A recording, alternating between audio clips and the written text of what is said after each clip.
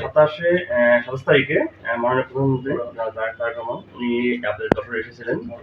আর উনি যখন এই আপনাদের এই সামনে রোড দিয়ে, এটা হচ্ছে ইনস্টিটিউট রোড, তাই না? যখন ইনস্টিটিউট রোডের সামনে যখন যাচ্ছিলেন তখন হচ্ছে যে উনি দেখলেন বাসের ভিতর থেকে যে এক মা তার সন্তান নিয়ে ফুল হাতে দাঁড়িয়ে আছে মাননীয় প্রধানকে শুভেচ্ছা জানাবে। এই বিষয়টা উনি বাসের ভিতরে দেখেছেন এবং দ্রুত বাসটা থামিয়ে দেন এবং উনি নিজে বাস থেকে নেমে আসেন।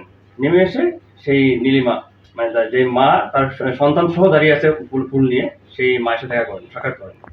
আচ্ছা, এটা হচ্ছে এমন একটা বিষয় হলো যে মনে করেন সবার সামনে মানে একজন মা দাঁড়িয়ে আছে আর মাননীয় প্রধানমন্ত্রী বাস থেকে নেমে আসলেন, একটা অভাবনীয় দৃশ্য।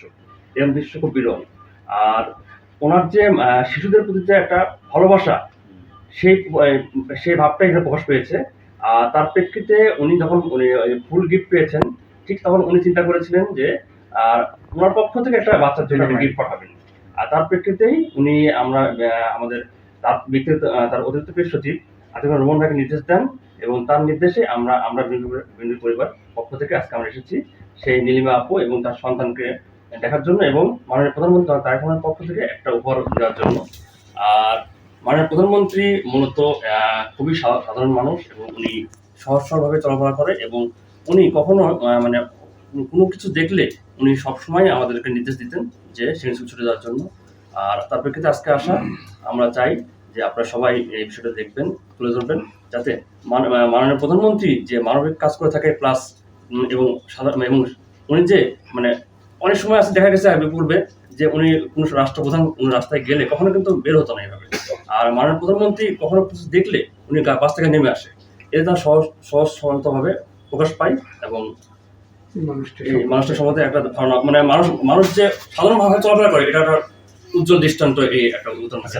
আজকে প্রধানমন্ত্রীর তরফ থেকে আমার সন্তানের জন্য উপহার আসলো, এতটা সম্মান, এতটা প্রাপ্তি, এই কোনো কিছুর যোগ্যই আমরা না। আমি খুবই নগণ্য একজন মানুষ, আমাদের পরিবার, এটা আমাদের জন্য অন্যরকম একটা সম্মান, অন্যরকম প্রাপ্তি আমার সন্তানের জন্য। এটা কোনোভাবে বলে ব্যক্ত করার মতো না। উনি যে সেদিন বাস থেকে নেমে এসেছেন, এটা পরিপূর্ণ ওনার ভেতরের যে একটা সফট কর্নার, সেখান থেকে উনি আমার সন্তানকে দেখে নেমে এসেছে। এখানে আমাদের কোনো যোগ্যতা, আমাদের কোনো ক্রেডিট কিছুই নেই। আমরা কল্পনাই করিনি যে উনি বাংলাদেশের প্রধানমন্ত্রী বাস থেকে নেমে আসবেন।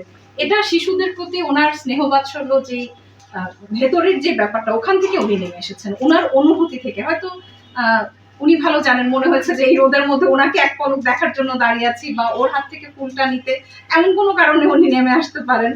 আমি এটা কোনোভাবে, আমরা কেউই কল্পনা করিনি যে আসলেই প্রধানমন্ত্রী উনি নেমে আসবেন। আমি ফুলটা নিয়ে দাঁড়িয়েছিলাম যে একটু ফুলটা নাড়াবো, উনি হয়তো একটু দেখবেন, একটু গাছ থেকে উঁকি দেবেন, আমরা ওনাকে দেখতে পারবো। এতটা পাবো, এতটা পাওয়া, এটা কিভাবে কি হলো আল্লাহ ভালো জানেন। এটা ওনার জন্য অনেক অনেক দোয়া থাকলো।